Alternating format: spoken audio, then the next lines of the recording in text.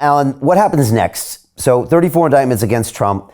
He's gone down, been fingerprinted, et cetera. We've got an election coming up next year. You suggested that he get a fair trial in Staten Island and better pizza as well. But how does this play out? And then how does it affect an election? And can a sitting president be under indictment? Sitting president can be under indictment. The prime minister of Israel is under indictment today as we speak. Under the United States Constitution, even a person in prison can be the president of the United States. Eugene V. Debs ran from prison, got 1 million votes back in the day, 100 years ago. He's not going to prison, but he will campaign under a cloud. In my book, Get Trump, I go through all 4 of the charges that are being investigated against him. And there are charges that could lead to his indictment in Fulton County, Georgia, in the District of Columbia, and in Palm Beach, Florida. So it's possible he will have 4 charges against him. The weakest is the New York case, and the surprising thing is that it went first. What is not surprising in that respect is that there was an agreement to put off the next hearing until December. In 60 years of doing this, I have never seen a case where a person gets indicted in April, and the next appearance in court is not for 8 months, 9 months. That's unheard of.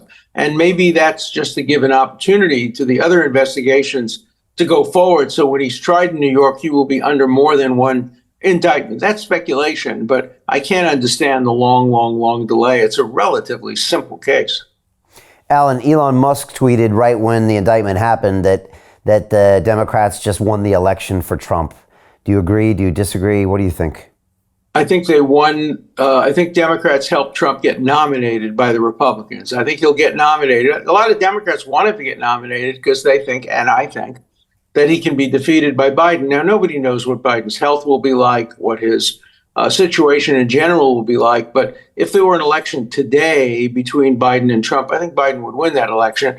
But, there's no question that it has bolstered his support among his base. But no prosecutor or judge should ever consider the political implications of an indictment or a conviction. That has to be done purely on the merits, on the facts. But we're moving away from that in our society. And, as Blackstone, the great British commentator, once said, better 10 guilty go free than 1 innocent be wrongly confined. That's why we put a heavy burden on the prosecution. But former Speaker Pelosi said that at the trial, Donald Trump will have an opportunity to prove his innocence. No, that's not the way the system works. The government has to prove beyond a reasonable doubt by admissible evidence that the defendant was guilty of real crimes. I don't think that's going to be possible, but I do think they might get a conviction because it's Manhattan and his name is Donald Trump. Can charges be filed against the prosecutor? And because, will the prosecutor ever have to kind of explain themselves, or can this ever be prosecuted in jail? In the court of law, that they've gone out of doing this and they've gone out of their way to do this? Well, there's an attempt to do it, but it's another manifestation of partisan politics. House committees, the House is now under the control of Republicans, are planning to subpoena Bragg and maybe ask him some questions. And they've already subpoenaed the former assistant who quit when Bragg decided not to bring the cases. So I think we may see some political accountability, but there's no legal accountability. But I want to emphasize again, the American Bar Association and state bars should pass an absolute rule prohibiting all people running for prosecutor from ever running on a campaign to get a particular individual. That is so antithetical to any system of justice. Go back 3,500 years. The Bible gives just 2 instructions to prosecutors and judges. The obvious one, don't take bribes. But the second one is in the original, lo takir panim, do not recognize faces. Hence the blindfold over the eyes of justice. Don't recognize faces. Don't go after people because of who they are. Go after them because of the crimes they've committed. And Bragg said, no, I'm going after Trump. And the Attorney General of New York says, I'm going after Trump. Now we'll figure out whether there's anything to go after him on, but I'm going after him. J. Edgar Hoover, the former head of the FBI, used to do that. He had a list. He had an enemies list. I was on that list. He cut off his relationships with Harvard University because I was a professor there. He wrote a letter to a justice of the Supreme Court saying he'll have nothing further to do with Alan Dershowitz because of who I defended. So, this kind of McCarthyism has come from the right for a long, long time, from some of the most evil people in American history, like J. Edgar Hoover. But now it's coming from decent people on the left who know no better. As Justice Brandeis once said, the greatest evil is when people of good intention, but who know nothing and don't realize it, do this kind of thing. And that's what's going on now. So Jim Rickards has just recorded a video that's not available to anyone in the public, and he's going to be talking about how this upcoming recession is going to be fast, it's going to be bloody, it's going to be nasty. But at the same time, he's going to show you how you can position yourself to profit from all of this chaos. Now, we've made this video only available to our viewers. Go to londonreal.tv/Jim. Watch that immediately. I can't say enough good things about Jim Rickards. He understands the global economic system better than any guest I've ever had on London Real. His predictions are almost uncannily true, and you can learn how to profit from his vision, from his expertise, and his understanding of economics. So go to londonreal.tv/Jim or click the link below. It's an excellent, excellent look on what's going to happen in the future and how you can position yourself to profit from that. Jim is one of the best in the business, one of my favorite guests on London Real, and he's very, very good at predicting the future and showing us all to profit from it. So click the link, and I hope you enjoy. The greedy bankers are about to do it again. In 2008, they crashed our financial system and nearly bankrupted the entire global economy. Then they received trillions of dollars in government bailouts. And after, they demanded fat bonuses paid for by you, the taxpayer.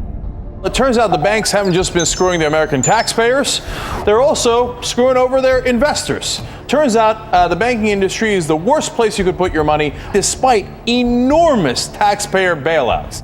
Now the bankers are back to take away your financial freedom. They lie and tell you that cryptocurrency isn't safe. They try to make it illegal for you to choose how to invest your hard-earned money. They lie and say cryptocurrency is used by money launderers and criminals. But look at the record. It's the banks themselves that launder hundreds of billions of dollars every year to the biggest criminal operations in the world.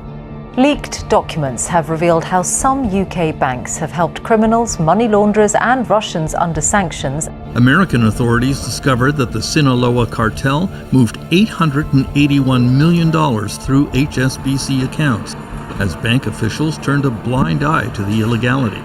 The bankers lie and say cryptocurrency is not a real investment. Meanwhile, the smartest CEOs in the world are buying billions and billions of it. The truth is that banks lie about cryptocurrency because it makes them scared. The banks take $9 trillion per year of your hard-earned money, and they are worried that they will finally be exposed. They're scared because crypto means they can no longer control your money, which means they can no longer control you.